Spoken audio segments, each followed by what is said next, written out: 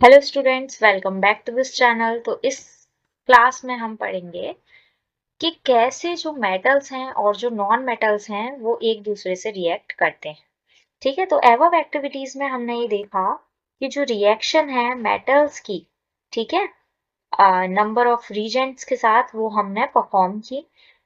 क्या जो आपके क्यों जो आपके मेटल्स हैं वो इस मैनर में रिएक्ट करते हैं, ठीक है, और इनका इलेक्ट्रॉनिक कॉन्फ़िगरेशन क्या होता है एलिमेंट्स का, ठीक है, जो आप क्लास 9th में पढ़ चुके हैं वो हम यहाँ पर भी एक बार रिकॉल करेंगे। ठीक है, जो भी आपकी नोबल गैसेस होती हैं उनका इलेक्ट्रॉनिक कॉन्फ़िगरेशन क्या देखने को मिलता है, वो कंप्लीटली फिल्ड होती हैं। ठीक है, उनकी जो वैलेंस शेल है वो कंप्लीटली फिल्ड होती है या नहीं, ठीक है, और ये लिटिल केमिकल एक्टिविटीज क्यों शो करते हैं, ठीक है, क्यों ये जो रिएक्टिव एलिमेंट्स होते हैं, ठीक है, उनमें नहीं आते हैं आपके नोबल गैसेस। ठीक है, ये सारी चीजें हम इस टॉपिक में कवर करेंगे। तो सबसे पहले हम नोबल गैस के इलेक्ट्रॉनिक कॉन्फ़िगरेशन को समझेंगे। ठीक है, कुछ मेटल्स के कॉन्फ़िगरेशन को देखेंगे और कुछ नॉन मेटल्स के इलेक्ट्रॉनिक कॉन्फ़िगरेशन को हम यहाँ पर देखेंगे।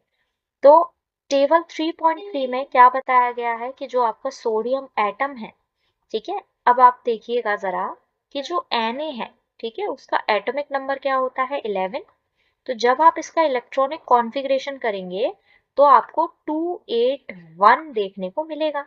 ठीक है, तो जो आपकी आउटर मोस्ट शेल है, ठीक है, उसमें आपको क्या देखने को मिला कि एक इलेक्ट्रॉन जो है वो ज्यादा है और यही इलेक्ट्रॉन ये दे देगा। ठीक है, ये इलेक्ट्रॉन ये दे देगा तो इस पर क्या चार्ज आएगा, पॉजिटिव।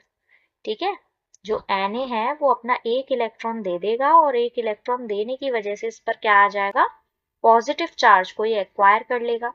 ठीक है, तो ये सारी चीजें हम इसमें देखेंगे कि इसी वजह से ये एज अ मेटल कंसीडर किया जाता है। ठीक है, ये बहुत ज्यादा इंटरेस्टिंग टॉपिक है, इसको ध्यान से समझिएगा। ठीक है, इसको हम नेक्स्ट पेज पर चलते हैं तब इसको थोड़ा ढंग से समझते हैं। ठीक है, यहाँ देखिए इलेक्ट्रॉनिक कॉन्फ़िगरेशन आपका दे रखा है नोबल गैसेस का, मेटल्स का और नॉन मेटल्स का। जितनी भी आपकी नोबल गैसेस होती हैं उनका ऑक्टेट पहले से ही कंप्लीट होता है।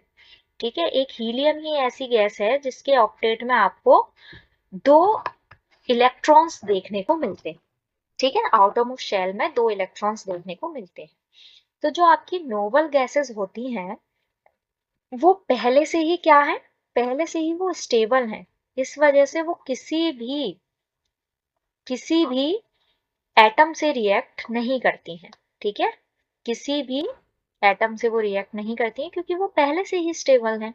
जबकि जो मेटल्स हैं आपके, उनमें आपको जो इलेक्ट्रॉनिक कॉन्फ़िगरेशन देखने को मिलेगा वो मिलेगा 1 2 3 1 2। तो इस बात को आप समझिएगा कि जितने भी मेटल्स हैं उनमें मेनली आपको उन मेटल्स में आपको मेनली कौन सा चार्ज देखने को मिलेगा, पॉजिटिव। वो हमेशा देते ही हैं।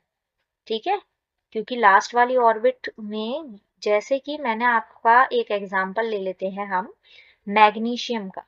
मैग्नीशियम का जब इलेक्ट्रॉनिक कॉन्फ़िगरेशन आप लिखेंगे तो वो होगा 282। तो अब देखिए कि इसका रूल क्या होता है कि ये अपनी ऑक्टेट को कंप्लीट कर ले। ठीक है, ऑक्टेट को कंप्लीट कर ले ताकि ये स्टेबल हो सके। ठीक है, यानी कि लास्ट वाली ऑर्बिट में उसके 8 इलेक्ट्रॉन्स ही होने चाहिए, तभी वो क्या माना जाएगा, स्टेबल माना जाएगा। तो इसको हम बोलते हैं कि वो अपने ऑक्टेट को कंप्लीट कर ले। ठीक है, तो यहाँ पर उसने क्या किया, ये जो दो एक्स्ट्रा इलेक्ट्रॉन्स उसके पास थे वो उसने दे दिए, और जब उसने वो दिए तब मैग्नीशियम पर क्या चार्ज लगा, 2 पॉजिटिव उस पर चार्ज लग गया। ठीक है, तो यहाँ पर जो 2 पॉजिटिव चार्ज लगा ये क्या शो करता है कि एक टाइप का मेटल है। तो यहाँ पर जो चीज हमें समझनी है वो ये समझनी है कि जो आपका जो सोडियम है, ठीक है, सोडियम है और जो क्लोरीन है, ठीक है, क्लोरीन, अब देखिए जो नॉन मेटल्स होते हैं उन पर बेसिकली कैसा चार्ज लगता है, तो जितने भी नॉन मेटल्स होते हैं, ओके वेट अ मिनट, जितने भी आपके नॉन मेटल्स होते हैं, ठीक है, उन पर आपको क्या देखने को मिलेगा, जितने भी आपके नॉन मेटल्स होते हैं उन पर आपको कौन सा चार्ज देखने को मिलेगा? नॉन मेटल्स पर आपको नेगेटिव चार्ज बेसिकली देखने को मिलेगा। क्यों? क्योंकि अब एक एग्जांपल लेते हैं हम क्लोरीन का। जब हम क्लोरीन का इलेक्ट्रॉनिक कॉन्फ़िगरेशन लिखेंगे तो ये होगा 2, 8 और 7। ये अपनी ऑक्टेट को कंप्लीट करने के लिए एक इलेक्ट्रॉन लेगा, क्योंकि इसके लिए आसान काम क्या है? देखिए, या तो इसका काम है कि 7 अपने दे दे, ठीक है, 7 दे दे, या फिर एक ले ले। अब एनर्जी किस में कम वेस्ट होगी? एक लेने में। तो ये क्या करेगा?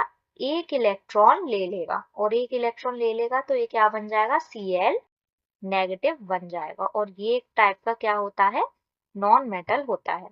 तो यहाँ पर आपने इलेक्ट्रॉन्स के बेसिस से समझा कि कैसे इलेक्ट्रॉन के बेसिस पर हम ये फाइंड कर सकते हैं कि जो आपके पास एलिमेंट गिवन है वो एक नॉन मेटल है या फिर आपका मेटल है।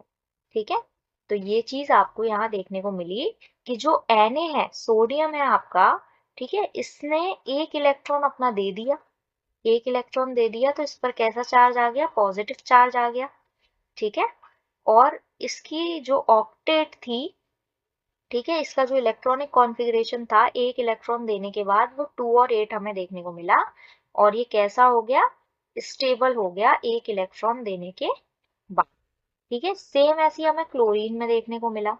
क्लोरीन ने क्या किया? क्लोरीन ने एक इलेक्ट्रॉन ले लिया, ले लिया तो इसका इलेक्ट्रॉनिक कॉन्फ़िगरेशन 2, 8, 8 बन गया, और ये क्या हो गया? स्टेबल हो गया। ठीक है, स्टेबल हो गया, और स्टेबल होने की वजह से, ठीक है, इस पर जो चार्ज आया वो आया Cl नेगेटिव, और Na पर जो चार्ज आया वो आया Na पॉजिटिव। ठीक है, तो अब ये Na पॉजिटिव, आपको ये बात ध्यान रखनी है कि हमेशा जब रिएक्शन होता है ना, तो एक नेगेटिव चीज होती है और एक पॉजिटिव चीज होती है, इसी वजह से वो आपस में जुड़ पाती है। ठीक है, और मिलकर क्या बना देगा? NaCl। ठीक है, एक पॉजिटिव और नेगेटिव ही आपस में जुड़ पाते हैं, कभी भी नेगेटिव और नेगेटिव आपस में नहीं जुड़ पाते हैं, ना ही पॉजिटिव और पॉजिटिव आपस में जुड़ पाते हैं। ठीक है, तो ये चीज आपको यहाँ से ध्यान रखनी है। आगे देखिए, जो सोडियम और क्लोराइड के आयंस हैं, ठीक है, वो अपोजिटली चार्ज हैं, तो वो एक दूसरे को अट्रैक्ट करेंगे, और अट्रैक्ट करने की वजह से वो स्ट्रांगली होल्ड हो पाएगा, और NaCl की ऐसे करके फॉर्मेशन हो पाएगी, NaCl एग्जिस्ट कर पाएगा। ठीक है, तो जो सोडियम क्लोराइड है वो एग्जिस्ट नहीं कर सकता है एज मॉलिक्यूल, बट एग्रीगेट कर सकता है अपोजिट चार्ज के आयंस की वजह से। ठीक है, अपोजिट चार्ज के आयंस ही तो हैं ये। अब पहले आयन समझते हैं कि आयन क्या होता है। ठीक है, जब भी कोई एटम अपने इलेक्ट्रॉन को दे देता है तो उस पर पॉजिटिव चार्ज आता है, और जब कोई एटम अपने इलेक्ट्रॉन को ले लेता है, ठीक है, किसी इलेक्ट्रॉन को ले लेता है, तब उस पर नेगेटिव चार्ज आता है। यही होते हैं हमारे आयंस। आयंस कैसे फॉर्म होते हैं? देने से, इलेक्ट्रॉन के देने से, ठीक है, इलेक्ट्रॉन के गेन से, और इलेक्ट्रॉन के लॉस से आयंस की फॉर्मेशन होती है। ठीक है, तो ये आपको याद रखना है। जैसे कि मैग्नीशियम का यहाँ एक और एग्जांपल है कि मैग्नीशियम ने अपने 2 इलेक्ट्रॉन दिए और वो स्टेबल हो गया। क्लोरीन ने अपने अपने लिए एक इलेक्ट्रॉन लिया, तब वो स्टेबल हो गया। तो यहाँ पर मिलकर मैग्नीशियम क्लोराइड बना, ठीक है, और MgCl2 की फॉर्मेशन हो गई। ठीक है, यहाँ पर आपके 2 क्लोरीन के एटम यूज हुए हैं, उसका रीजन क्या है? क्योंकि मैग्नीशियम जो है, ठीक है, उसके पास 2 एक्स्ट्रा हैं इलेक्ट्रॉन्स, तो और क्लोरीन के पास एक एक इलेक्ट्रॉन एक्स्ट्रा है।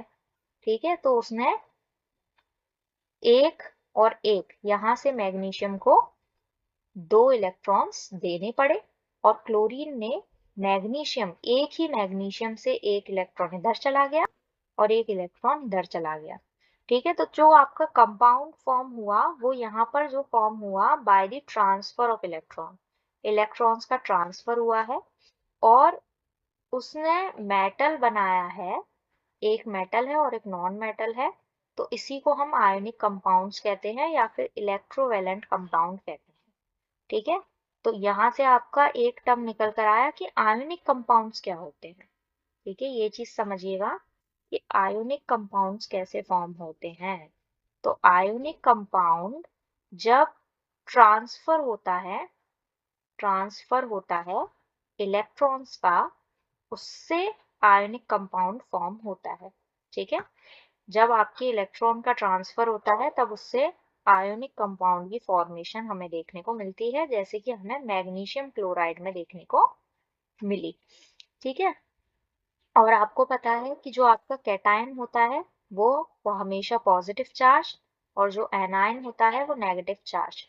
तो MgCl2 में जो आपका कैटायन है वो कौन सा है, Mg2 पॉजिटिव, और जो एनायन है वो कौन सा है, तो Cl2 नेगेटिव आपका एनायन है। ठीक है, नेक्स्ट वीडियो में हम प्रॉपर्टीज देखेंगे आयनिक कंपाउंड की, कि क्या क्या प्रॉपर्टीज हमें आयनिक कंपाउंड की देखने को मिलती हैं। इस वीडियो में इतना ही। अगर आपको वीडियो पसंद आ रही हो तो इसे लाइक एंड सब्सक्राइब करें। Thank you.